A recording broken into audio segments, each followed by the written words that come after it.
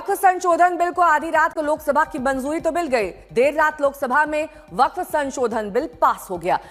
दोपहर करीब 12:15 बजे चर्चा शुरू हुई थी। रात 1:42 तक की चर्चा चली, तब जाकर वोटिंग खत्म हुई। करीब 13.5 घंटे तक वक्फ बिल पर चर्चा होती रही। लोकसभा में 288 सांसदों ने बिल के पक्ष में वोट किया, 232 ने इसके विरोध में मतदान किया। आज राज्यसभा में बिल पेश किया जाएगा और संभव है कि आज ही बिल पर वोटिंग हो जाएगी।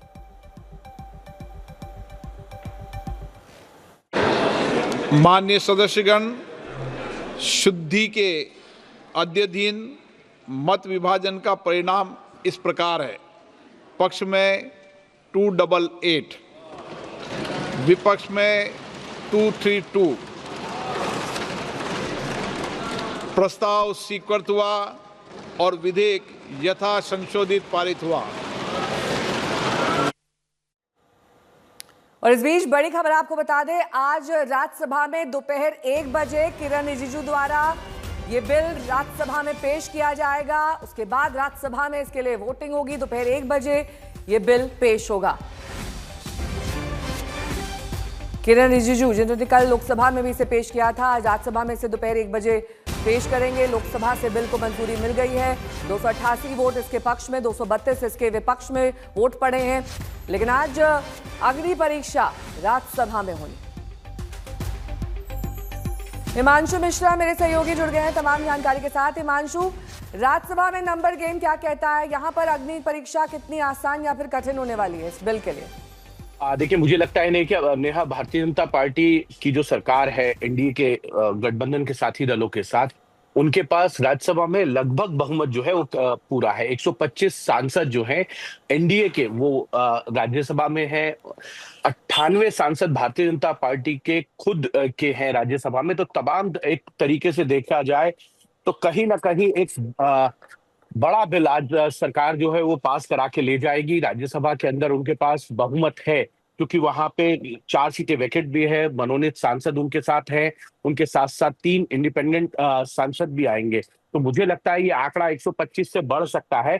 और विपक्ष, ये हमेशा लगता था कि कोई भी सरकार हो उसके पास राज्यसभा में बहुमत पूरा नहीं होता था, लेकिन इस बार ऐसा नहीं है। सरकार का अंकगणित उनके पक्ष में है और इसीलिए अगर आप देखेंगे तो सरकार पूरी तरीके से कॉन्फिडेंट है वक्फ बिल को लेकर। लोकसभा में हम सबने देखा कि 288 वोट जो है सरकार के पक्ष में पड़े वक्फ बिल को लेकर, जबकि सरकार के पास जो संख्या थी वो 296 की थी। और दूसरी तरफ कांग्रेस और एनडीए गठबंधन की जो संख्या थी वो 232 की थी। 12 सांसद जो है वो ना इंडी गठबंधन में थे ना एनडीए में। लेकिन अगर आप देखें तो कहीं कोई नंबरों की बहुत ज्यादा गड़बड़ सरकार को नहीं देखने को मिली है। और राज्यसभा में भी मुझे लगता है कि 8 घंटे की चर्चा है। 1 बजे किरण रिजिजू जो अल्पसंख्यक मामलों के मंत्री हैं वो इस बिल को पेश करेंगे।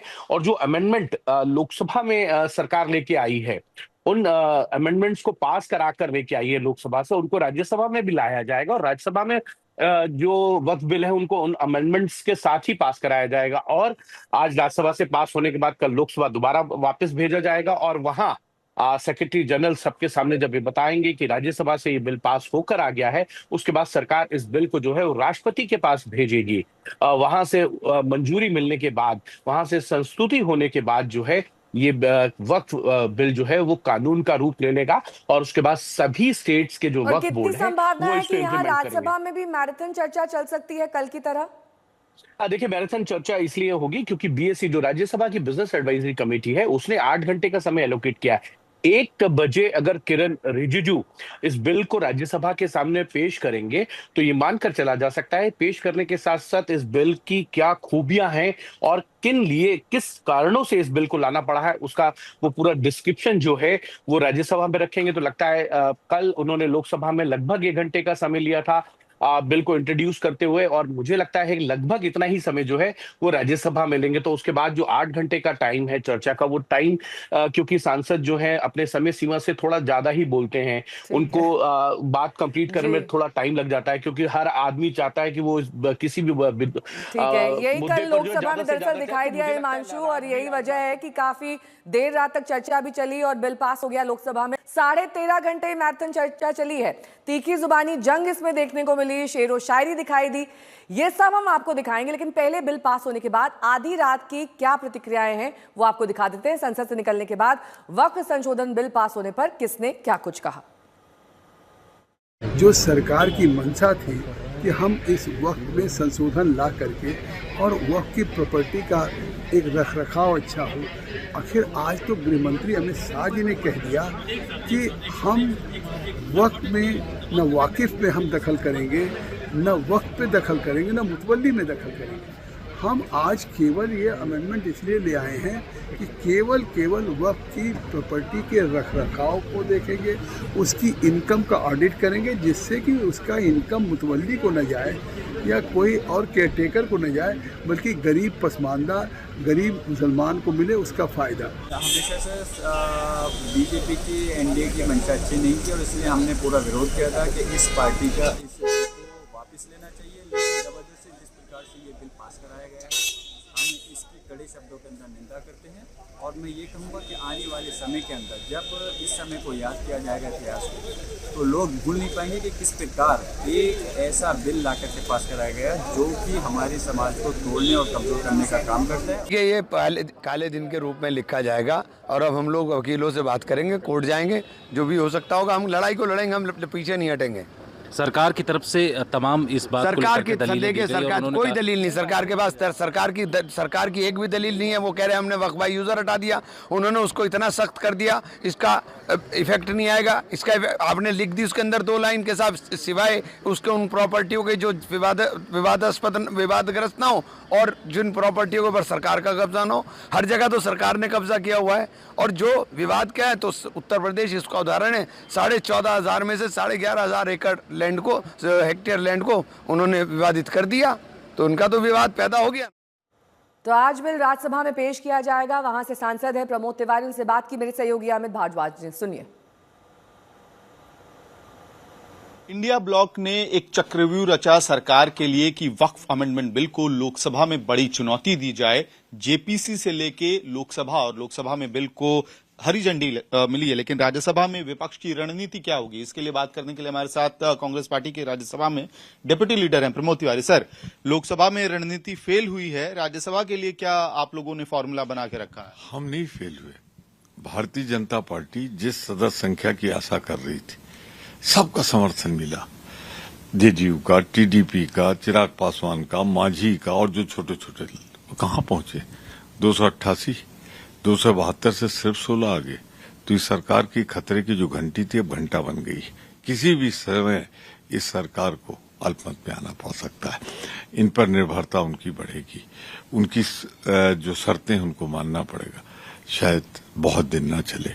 तो हमारी रणनीति तो सफल रही। हमने एक्सपोज कर दिया कि जो लोग बात करते थे कुछ पर्दे के पीछे, कल खड़े होके उन्होंने जिस ढंग से समर्थन दिया है भाजपा को, अब अपने मतदाताओं के सामने क्या सफाई देंगे, ये एक सवाल हो। जी, लेकिन सर आप लोग एन फैक्टर पे बड़े डिपेंडेंट थे। नीतीश नायडू, बिहार में चुनाव होना है और कल ललन सिंह जदयू के एमपी हैं, केंद्रीय मंत्री हैं, उन्होंने कह दिया कि बिहार में नीतीश कुमार ने सेकुलरिज्म स्थापित किया और देश भर में प्रधानमंत्री नरेंद्र मोदी सेकुलरिज्म का झंडा लेके आगे बढ़ रहे हैं। मैं सिर्फ इतना कहना चाहता हूँ, लालन सिंह जी, लगता है आपके प्रेरणा स्रोत आरसीपी सिंह है। उन्होंने भी मोदी के मोह पास में बंद के ऐसे ही कुछ किया था। क्या हास हुआ उनका? मैं समझता हूं कि अब जेडीयू में दूसरे आरसीपी सिंह, लालन सिंह पैदा हो रहे हैं। कल तो जिस तरह वो बढ़ चढ़ कर बोल रहे थे, लग रहा सीधे नागपुर से आए। मैं सिर्फ इतना कहना चाहता हूं और बहुत जिम्मेदारी से कहना चाहता हूं, समर्थन देते लेकिन इस तरह अपने आप को शरणागत न होते। लेकिन राज्यसभा में क्या रणनीति होगी सर? आंकड़े आपके फेवर में दिख रहे हैं या वहां भी सरकार कंफर्टेबली निकाल जाएगी? देखिए, पहले लोगों को गलत फहमी थी 300 के पार हुआ लोकसभा। जब से 288 वह लोग सोचने लगे कि सरकार कई दिन चलेगी, कितने मुद्दों को पार करेगी। तो मुझे पूरी उम्मीद है कि राज्यसभा में इस बिल को हम पारित नहीं होने देंगे, बशर्ते सब लोग अपनी सदस्य संख्या पूरी रखें। ठीक है। तो ये तो विपक्ष की बातें आप सुन रहे थे। अब आपको सुनाते हैं गिरिराज सिंह और चिराग पासवान इस बिल के पास होने के बाद क्या कुछ कह रहे हैं। हम उम्मीद करते हैं कि अब आने वाले दिन में एक खुशहाल वक्फ बोर्ड का दृश्य होगा इन्हें कि जमीन हड़पो नहीं बल्कि गरीबों को जमीन पर हक मिले। अगर एक ऐसा संशोधन लाया जा रहा है जो उस वर्ग के गरीब लोग हैं उनको मुख्य धारा के साथ जोड़ता है तो इसमें तकलीफ क्या है? दिक्कत यह है कि जस्ट बिकॉज एनडीए लेके आ रहा है, प्रधानमंत्री नरेंद्र मोदी लेके आ रहे हैं, तो ये गलत ही है। और हर बार सिर्फ इसका विरोध इसलिए करो क्योंकि एनडीए की सरकार लेकर आ रही है। और विरोध करने का तरीका आप तथ्यों पे कीजिए ना। आज मुझे बता दीजिए कितने ऐसे विपक्ष के सांसद हैं जिन्होंने तथ्यों की बात की। उन्होंने सिर्फ एक जनरलाइज स्टेटमेंट दिया कि मुसलमानों के विरोध में है ये सरकार, मुसलमानों को खत्म करना चाहती है, मुसलमानों को हाशिए पे फेंकना चाहती है। हम लोग के ऊपर भी वही आरोप। हाँ, मुझे बताइए, मैं रामविलास पासवान का बेटा हूं। मेरे नेता, मेरे पिता ने अपनी पार्टी को समाप्त कर दिया 2005 में, मुस्लिम मुख्यमंत्री बिहार में बने, उसकी पैरवी करते करते। उस वक्त कहाँ थी ये तथाकथित सारी सेक्युलर पार्टियां? क्यों नहीं आ गए ये समर्थन में? आज मेरी धर्मनिरपेक्षता के ऊपर, आज मेरे सेक्युलरिज्म के ऊपर आप सवाल खड़े करते हैं, बट उन लोग का आप साथ देते हैं जिनको सच्चर कमेटी की रिपोर्ट कहती है कि भैया मुसलमान की बदहाल परिस्थिति के जिम्मेदार ये लोग हैं।